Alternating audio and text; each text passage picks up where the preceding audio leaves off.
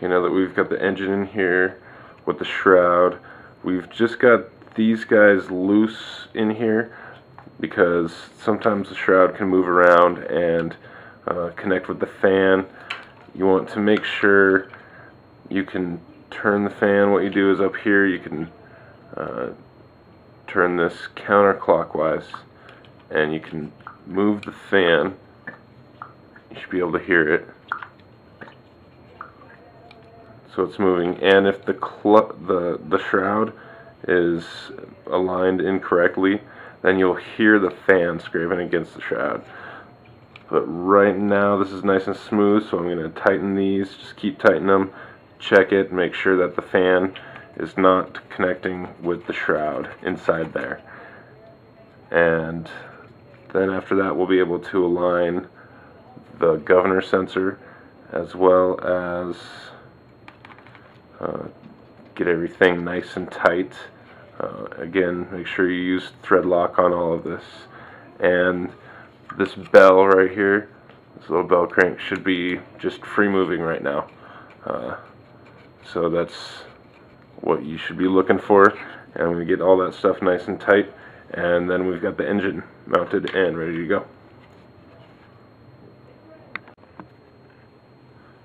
Okay, so after we got the engine on, we got the governor mount, or the governor sensor mounted on here, and found that the best way to do it is to have the sensor on the outside, and it has to be on the right side of the frame, and make sure it's on the outside. And then there's a little spot here in the shroud where you can see it fits through there, and you just want to make sure it's about 1 millimeter away, and turn the fan and look in here and make sure that the magnets are going right underneath the sensor.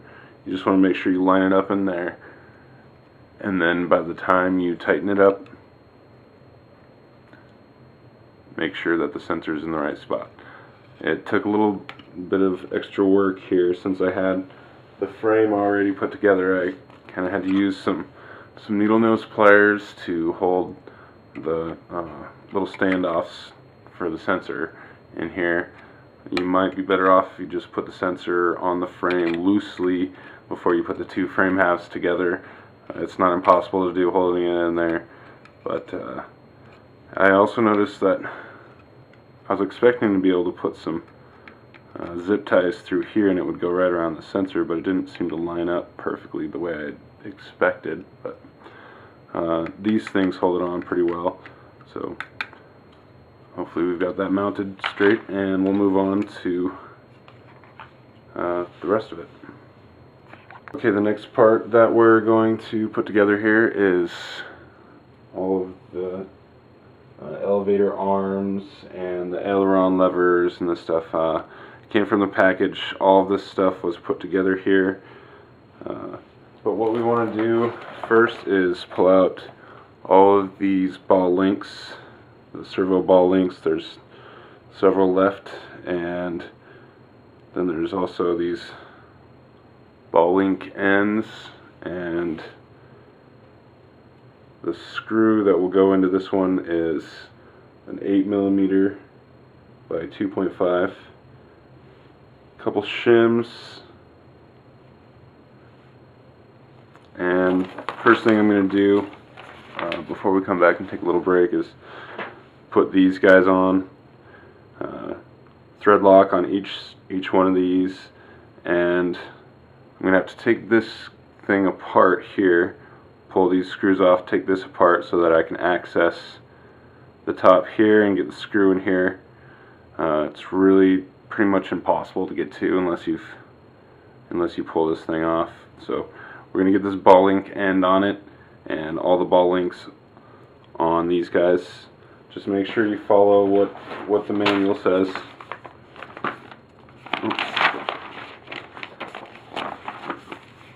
Oops. Like right here, ball links are going to go to the inside where the extension is of all of these aileron levers. So the inside is where the ball links go, and then here on the elevator arm on the outside compared to where this little extra arm is, so out here. Okay, so we're going to put those on with thread lock, and we'll be right back to review. Okay, now that we've got these aileron and elevator arms ready to go with all the ball links on them, the way they describe in the manual, we've also got this little piece that came with those and the screws that were on the end of it, so don't forget those. And then there are also several washers in the pile here that you're going to be using for setting this up. Make sure you are following along with the manual. We're going to have the socket screw, then this washer, which is 3 by 5.5 by 0.3. Make sure you measure it and are using the right one. Then this washer, and then another spare one for adjustment, like if there's extra play between it, then you can put the spare washer in between. We're putting those to the side right now. We're just going to do washer. The bearings are already inside the arms from the factory, so just make sure we use the washers the right way. Slide this guy through. I like to set up the frame the same way it looks in the manual. That way, you know, your perspective is exactly the same. So, just like it says in the manual, we're going to slide this thing through. We took the grub screw out of this, put that to the side, and in the manual it has it set up this way. Make sure the elevator arm is set up correctly. You put this guy on. The A for the ball link end is on the outside, same as where the writing is. Just make sure you compare it to what you've got here on the manual up here. So we're holding it up, same perspective. Ball links are on the outside. We've put a thread lock on these guys to hold this in place, and we make sure it moves nice and smooth. So we're going to hold that into place the same way it is in the manual. There's also, you'll notice a little indent on this bar. You're going to push it through, and we're not going to tighten it yet, but eventually the grub screw is going to go in where the indent is. We're going to get the elevator servo set up before we tighten that exactly the way we want. And then over here, just like in the manual, we're going to have, let's see, the bigger one goes here on the inside,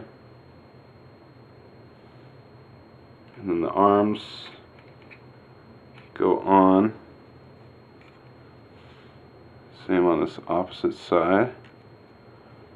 Bigger ones go in there. Arm goes on.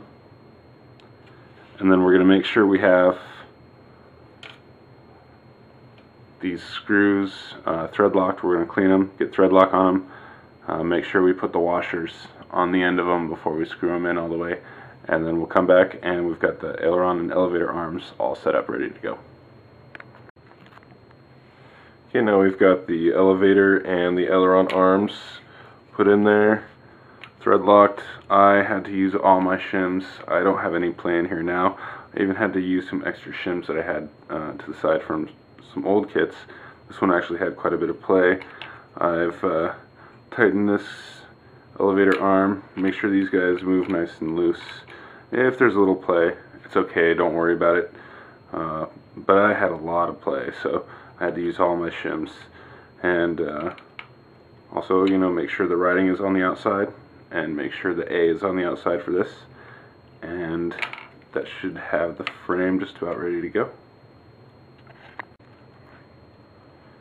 Okay, now that we've got the elevator arms and everything set up, we're going to put the servos on. So we've got the DS610s we're going to use for the cyclic. I'm going to use my DS620 on the throttle.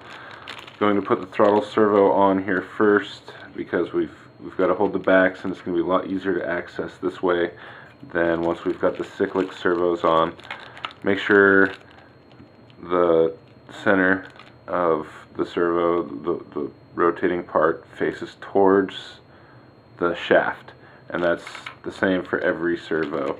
Cyclic servos and also the elevator, it will be a bit on the inside, but same way, it's going to be facing towards the main shaft. Just make sure you follow the directions. Here we've got throttle servo facing towards the main shaft, cyclic servos towards the main shaft, elevator towards the main shaft. And also, that's page 15, page 16. You'll also see a full layout here of what is going on with all of the servos. Make sure you watch it. Measure out all your ball lengths. That will be part of the next step. I already got mine measured out and ready to go. There's the long one for the tail rudder. You're going to have two of these 21mm in between the two, and four of these, it's 51mm in between them. But watch the instructions. Pull out your servos. Package also comes with these servo arms that you're going to be using. Make sure you're paying attention to which direction the ball links are on. We're going to go back over this a little later once we've got them installed. We're just going to put them in the frame. Later we'll get that stuff aligned. But we're going to make sure we use the outer hole, just like it says on the servo links. So there's going to be this bag, 600N Z6, which will have all of the servo mounting hardware and the ball links and all that stuff. And with the servos, you'll have these little plastic things. The metal, I don't use the metal parts on the Nitro. Don't recommend using it.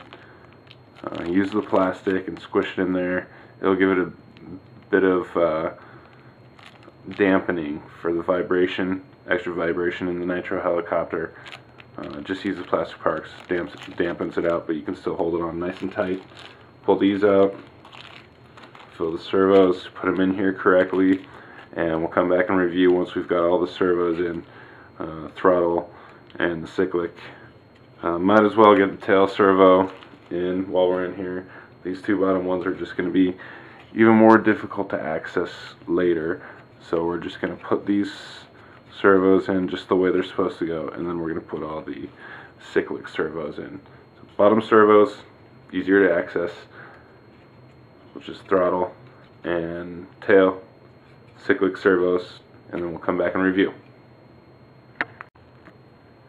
One quick thing when you're putting together your servos, the plastic, there is one part where it's flush, one part where it goes down a little deeper. You want to make sure that you put it on the servo the way it's supposed to go. The flush part comes on the outside, and then it'll be level. So you want to put these little plastic grommets on each one, and don't use the little copper inserts for these Nitro builds. Then you're going to have them like that.